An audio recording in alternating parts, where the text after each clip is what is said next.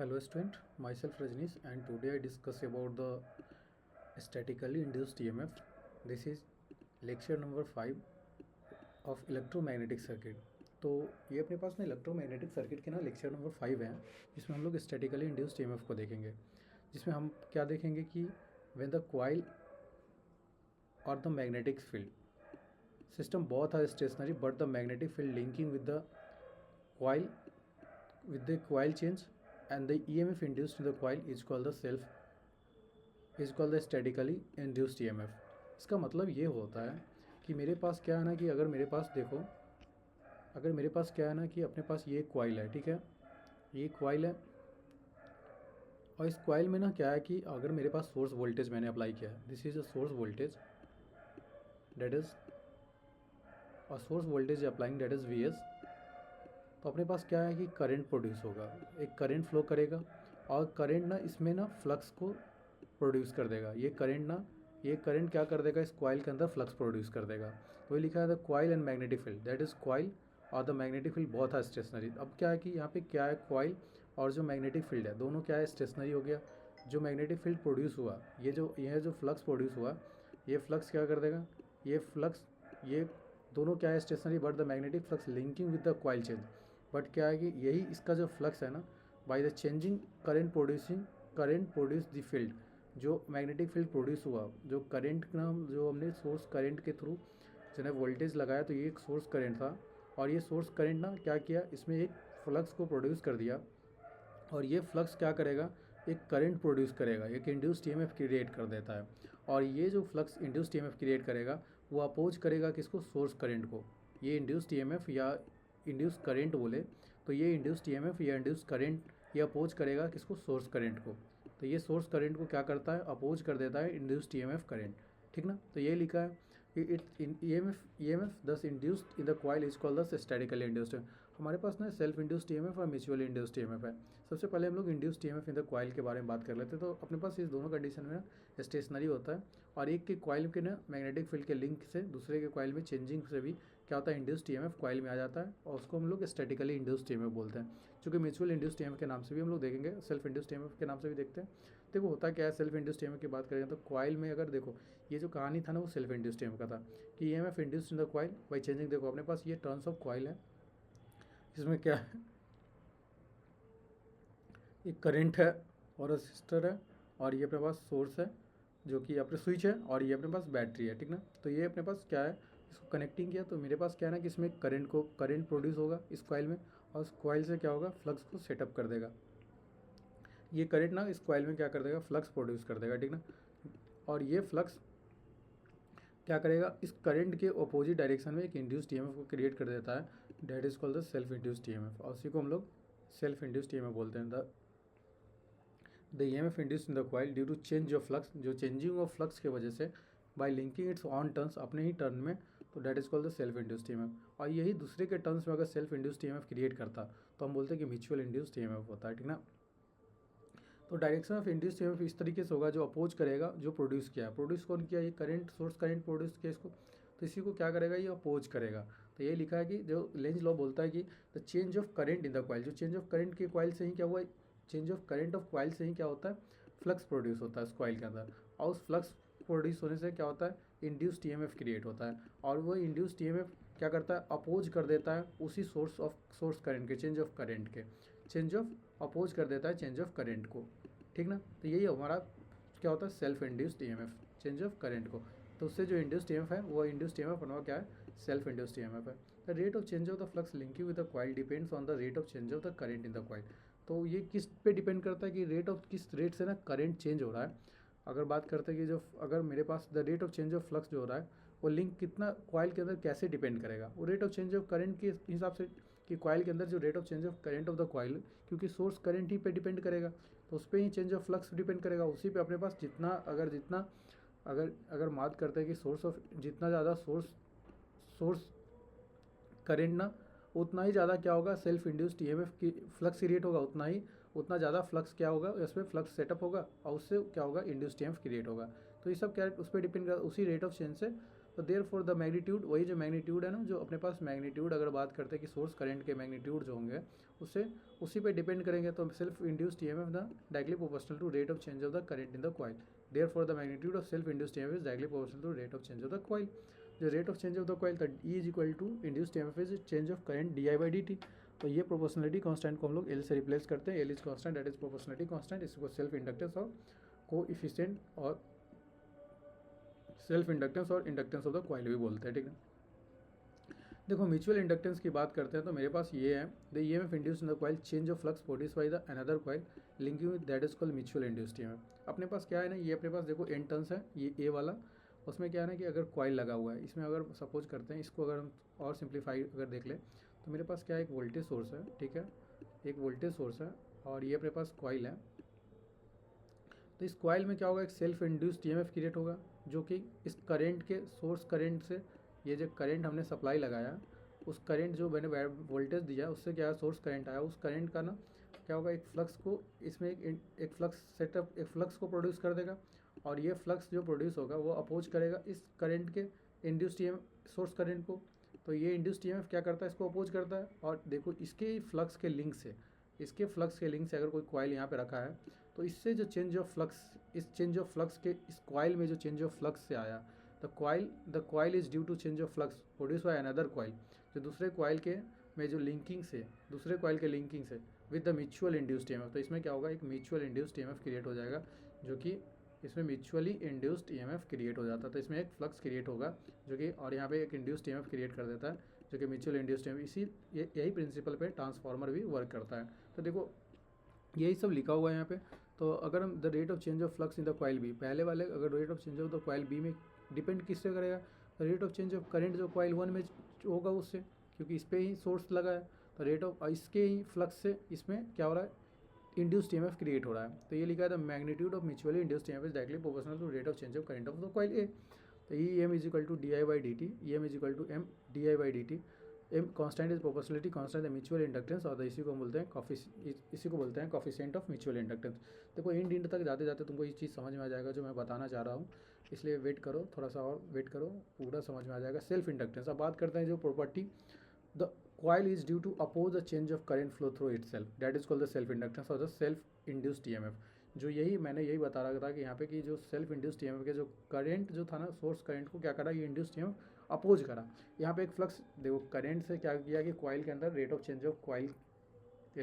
Of current की वजह से कॉइल के अंदर एक फ्लक्स प्रोड्यूस होता है। उस फ्लक्स से क्या होता है, एक इंड्यूस्ड ईएमएफ क्रिएट होता है, जो इंड्यूस्ड ईएमएफ उस चेंज ऑफ करंट को ना के अपोज कर देता है, उस चेंज ऑफ करंट को अपोज करता है। बस यही बात है self induced EMF. Mutual induced EMF में भी यही चीज़ चलता है, लेकिन उसमें क्या होता है, दूसरे को भी इस फ्लक्स से ना दूसरे के कॉइल में लिंक कर जाता है, जिसकी वजह से म्यूचुअल इंड्यूस्ड ईएमएफ क्रिएट हो जाता है, ठीक है, यही चीज़ है। तो हम बात करते हैं कि the property of inductance attain the coil due to self induced EMF is produce in the coil itself by changing the current, जो अपने में itself by changing the current through its, if the current of the coil is increasing, जैसे जैसे अगर हम current of coil को increase करते हैं, अगर मेरे पास सोर्स करंट ऑफ कॉइल को इंक्रीज करेंगे तो सेल्फ इंड्यूस फ्लक्स उतना ही ज़्यादा बनेगा, उतना ही ज़्यादा इंड्यूस्ड ईएमएफ अपोज भी करेगा। तो वही चीज़ लिखा है कि अगर हम करंट को अगर if the current of the coil is increasing by changing the circuit condition, voltage source को बढ़ा के, तो सेल्फ इंड्यूस्ड ईएमएफ ज़्यादा प्रोड्यूस होगा इस कॉइल के अंदर। इस सच सेल्फ इंड्यूस्ड ईएमएफ भी क्या होगा, इंक्रीज करेगा in such direction to oppose the rising current, जिस राइज करंट जो हम करंट को इंक्रीज कर रहे हैं उसके अपोजिशन में क्या करेगा, सेल्फ इंड्यूस्ड ईएमएफ जो करंट है अपोज करना चालू कर देगा, वो भी राइज होना चालू हो जाएगा। The direction of self induced EMF is opposition to the applied voltage के या सेल्फ या अप्लाइड सोर्स के या अप्लाइड करंट सोर्स से बोलो तो क्या करेगा, उसको अपोजिट करता है। अदर हैंड अगर हम बात करते हैं कि अगर हम एक और बात करते हैं कि अगर current of the coil decreasing, तो इससे क्या होगा, अगर मान के चलो कि क्या हो रहा है कि अगर हम बात कर रहे हैं कि सेल्फ इंड्यूस्ड ईएमएफ के अंदर कि एक अपने पास क्या है, सोर्स करंट था जो कि इंड्यूस्ड ईएमएफ के, ये सोर्स करंट क्या कर रहा था, एक फ्लक्स को सेटअप कर रहा था इस कॉइल के अंदर, और इस कॉइल में ना ये कॉइल ना एक इंड्यूस्ड ईएमएफ क्रिएट किया जो क्या कर रहा है, इस कॉइल के सोर्स करंट को अपोज कर रहा है। ये एक इंड्यूस्ड ईएमएफ, एक इंड्यूस्ड ईएमएफ या इंड्यूस्ड करंट बोलो तो क्या कर रहा है, अपोज कर रहा है इस करंट को। तो क्या होगा, टाइम टू टाइम क्या होगा कि इसको डिक्रीज कर देगा। यही लिखा है कि तो such a direction the self induced EMF oppose the coil and in such direction so oppose its fall of the current. इससे क्या होगा, फॉल डाउन हो जाएगा। तो करंट तो एक समय के बाद जीरो आ जाना चाहिए, पर ऐसा नहीं होता है। The direction of induced EMF is same direction as the applied voltage, तो कुछ समय के बाद क्या होता है, नहीं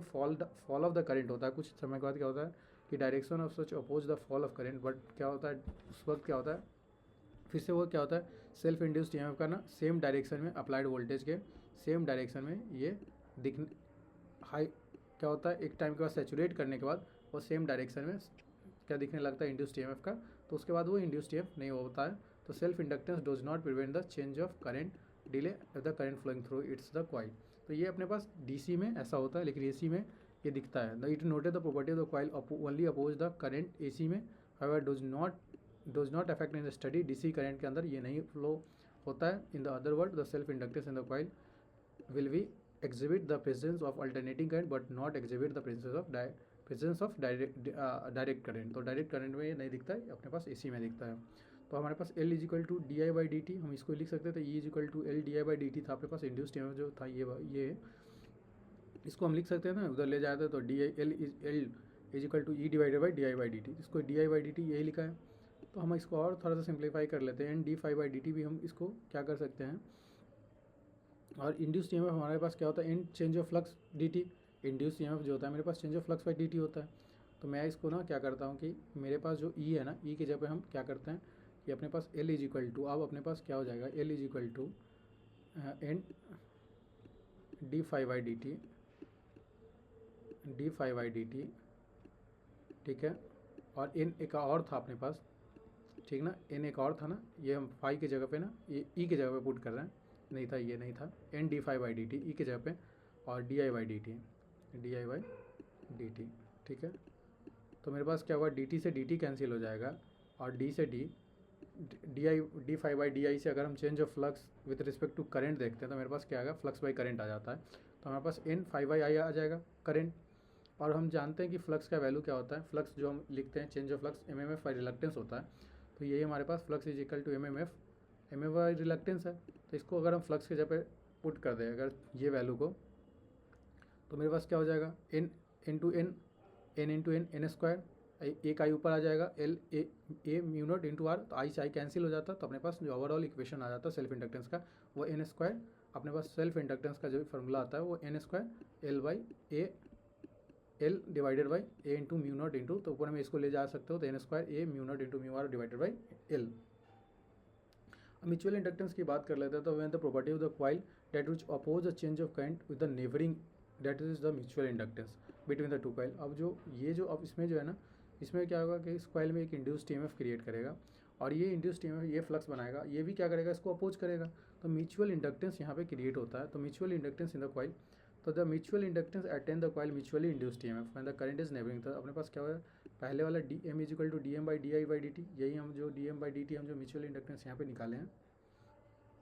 इसी फार्मूला को मैंने यहाँ पे यूज किया D E M is equal to D I by D T, same formula को मैंने यहाँ पे यूज किया। और फिर से सेम एज इट इज़ हमने क्या किया ई एम के जगह पे हमने इस वैल्यू को पुट किया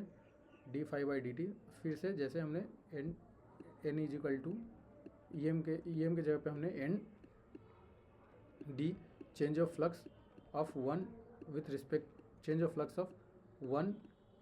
इन टू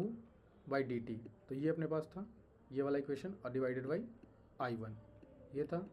फिर से मैंने इसको डी टी से और D I by D T ना D I by D T ये वाला मैंने यहाँ पे रिप्लेस किया। तो ये डी टी से डी टी कैंसिल हो जाता है, डी से डी कैंसिल होता है, एन फाई बाई फिर ये अपने पास इक्वेशन आता है। देन हम फिर से सॉल्व कर लेते तो मेरे पास एन वन इंटू एन ये अपने पास आ जाता है mutually N one into N two L A mu naught by mu R ये अपने पास हो जाता है। देन हम देखते हैं कोफिशिएंट ऑफ कपलिंग, ठीक ना। तो ये अपने पास ना सेल्फ इंड्यूस्ड यहाँ पे स्टैटिकली इंड्यूस्ड एफ का स्टोरी था। कोफिशिएंट ऑफ कपलिंग से ज़्यादा क्लियर हो जाएगा ये सब चीज़ें। देखो कोफिशिएंट ऑफ कपलिंग क्या होता है, वही चीज़ हम बता रहे थे current flow through one coil, जो अगर हमने करंट फ्लो किया है एक कॉइल में तो ये क्या करता है प्रोड्यूस कर देता है flux, that is flux is phi one. ये पे अपना फ्लक्स सेटअप किया, ये करंट ना खुद का फ्लक्स सेटअप करा दैट इज़ फाई वन, और ये फ्लक्स अपोज करता है इंड्यूस्ड ईएमएफ। तो होल फ्लक्स क्या है कि सारे फ्लक्स ऐसा थोड़ी है कि इस फ्लक्स जो है क्या करेगा इस not be linking with the other coil. अगर कपल करोगे, अगर एक कॉइल और कपल करोगे इसमें, तो क्या सारे के सारे फ्लक्स क्या इसमें लिंक कर जाएंगे क्या, नहीं। तो होल फ्लक्स क्या नहीं लिंक करता है, उस कॉइल में कपल नहीं होता है, तो इट्स मे बी रिड्यूस। तो बिकॉज द लीकेज फ्लक्स तो उसमें क्या होगा, जो फ्लक्स कुछ फ्लक्स क्या होगा, लीक कर जाएगा, that is called the 5L, जो कि हम लोग स्टार्टिंग में भी देखे एक बार लीकेज फ्लक्स के बारे में जो पढ़ रहे थे। तो देखो ये अपने पास अगर कॉइल है तो इसमें क्या है कि अपने पास N1, तो ये कॉइल में अगर हमने सप्लाई लगाया तो ये अपने पास क्या है 5, ये अपने पास 5 और N, ये फ्लक्स क्या करा कि K/5, इससे क्या करा कि लिंक करा, K/5 से ये लिंक करेगा, तो K/5 से F, यही लिखा है कि फ्लक्स जो change of flux one in two, जो 1 विथ रिस्पेक्ट टू 2, जो चेंज ऑफ फ्लक्स 2 में आया विथ 1 के थ्रू 2 में आया, वह क्या होगा K/5। फ्लेक्शन ऑफ कपलिंग जो K/5 के, कि कितना से मल्टीपल, जितना स्ट्रेंथ ऑफ के होगा उतना ही होगा, तो the fraction that is called the, इसी को बोलते हैं ना कॉफिशेंट ऑफ कपलिंग। यही लिखा हुआ है कि द कपलिंग ना, the fraction of the magnitude of flux that produce in the current in one coil that link with the other coil known as the coefficient of coupling that between the two coil. If the flux is produced, one coil is completely linked with the other coil. अगर k का value 1 होगा, इस means कि पूरा का पूरा ना, अगर ये फ्लक्स ना कोई लीकेज फ्लक्स नहीं होगा, this means there is tightly coupled, मतलब there is no leakage flux, तो there called said to be magnetically tight couple where there flux produce in one coil. अगर नहीं लिंक कर रहा है, वेयर द फ्लक्स इज, यहाँ पे flux create हुआ और ये क्या हुआ, इससे लिंक नहीं कर रहा, मतलब के का वैल्यू 0 होगा, फ्रैक्शन ऑफ कोई 0 नहीं, तो कॉइल के अंदर कोई मैग्नेटिकली, तो the coil said to be magnetically isolated, इसमें कोई भी सेकेंडरी वाले में कोई भी इंड्यूस्ड ईएमएफ, कोई इंड्यूस्ड फ्लक्स बनाएगा नहीं, और कोई यहाँ पे कोई इंड्यूस्ड ईएमएफ क्रिएट नहीं होगा, ठीक ना। एल हमारे पास था म्यूचुअल, हमने एल हमारे पास क्या हुआ N/5/I1, अपना टर्न्स, अपना फ्लक्स और अपना करंट, ये होता है सेल्फ इंडक्टेंस। यही अपने पास सेल्फ इंडक्टेंस जो लास्ट में हम लोग निकालें वो अपने पास यही था,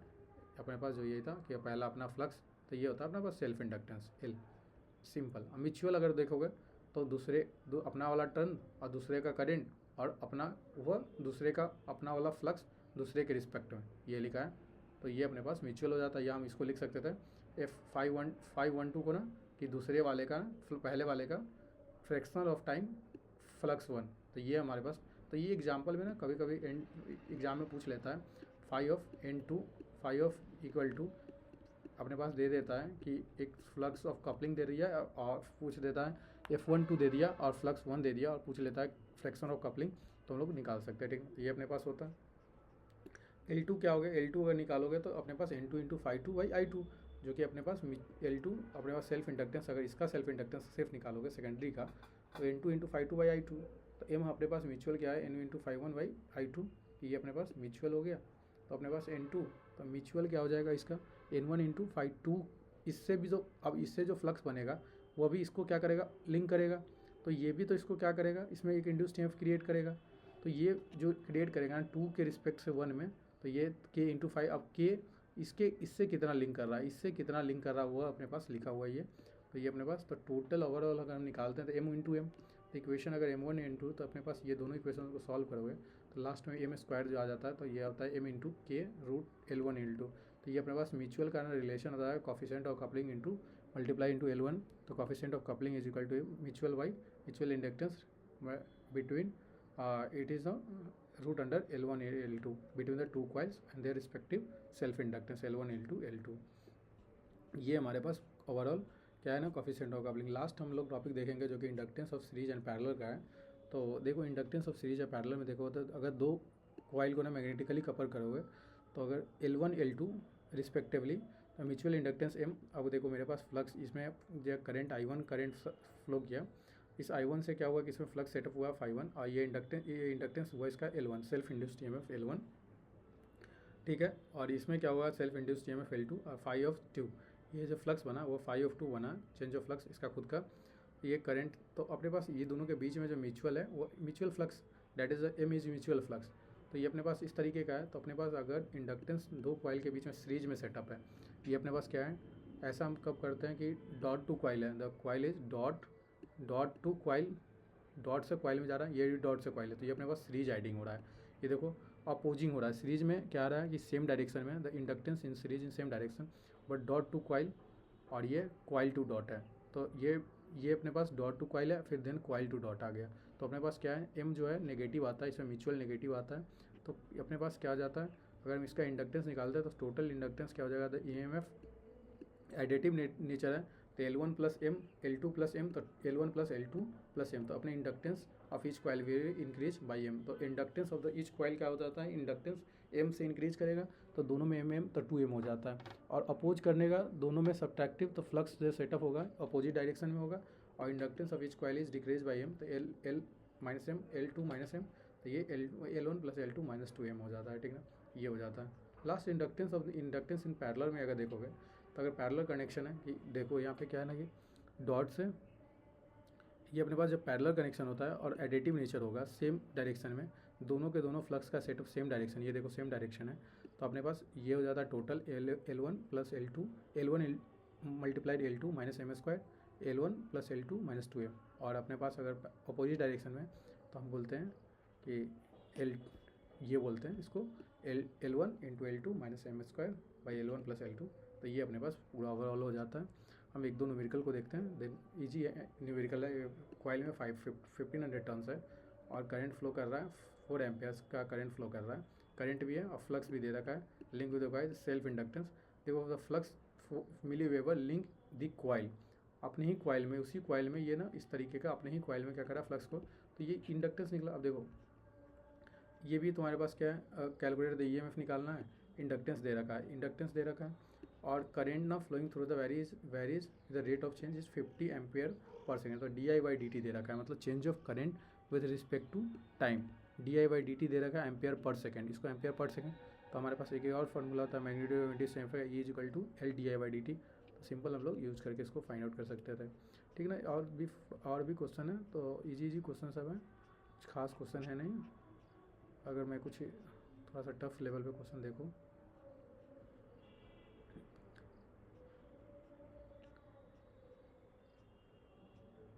देखो ये सब इजी क्वेश्चन है, समझा।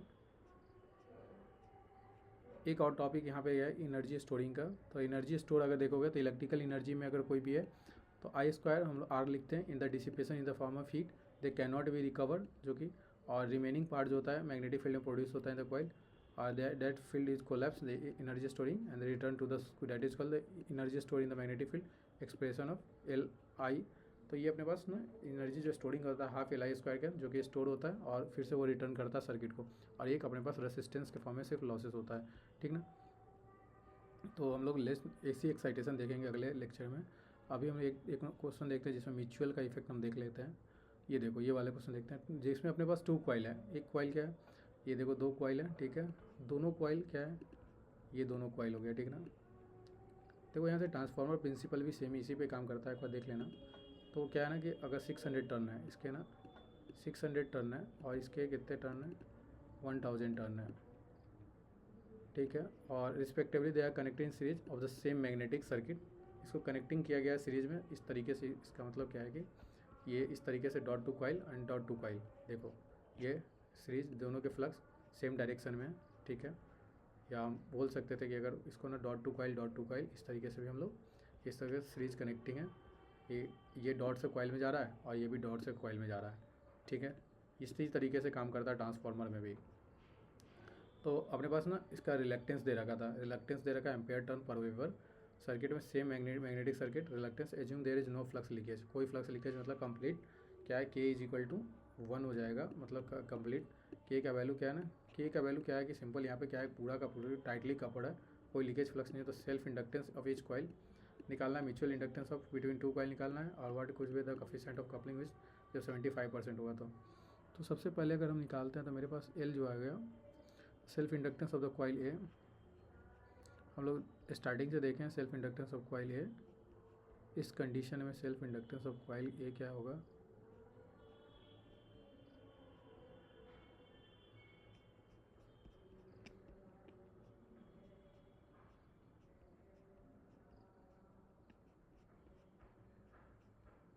देखो ये अपने पास जो ये वाला फॉर्मूला जो था ना NI²/S self inductance of the coil, जब टर्म्स ऑफ रिलक्टेंस के टर्म में था, जो स्टार्टिंग में हमने देखा, मैंने यहाँ पे डेरिवेशन बताया था, ये देखो N² ये म्यूचुअल का था और ये अपने पास सेल्फ इंडक्टेंस का था, N² ये N² रिलक्टेंस, और म्यूचुअल का क्या था, N1 इंटू रिलक्टेंस। इसी फार्मूला का यूज करके इसको सॉल्व करेंगे। देखो तो ये अपने पास ये हो गया, तो अपने पास N1 है और अपने पास रिलक्टेंस है, तो हम L1 का वैल्यू निकल गया। L2 का वैल्यू भी हम सेम निकालेंगे, अपने पास L1 का वैल्यू निकल जाएगा, L2 का वैल्यू भी सेम निकालेंगे हम लोग, N2 का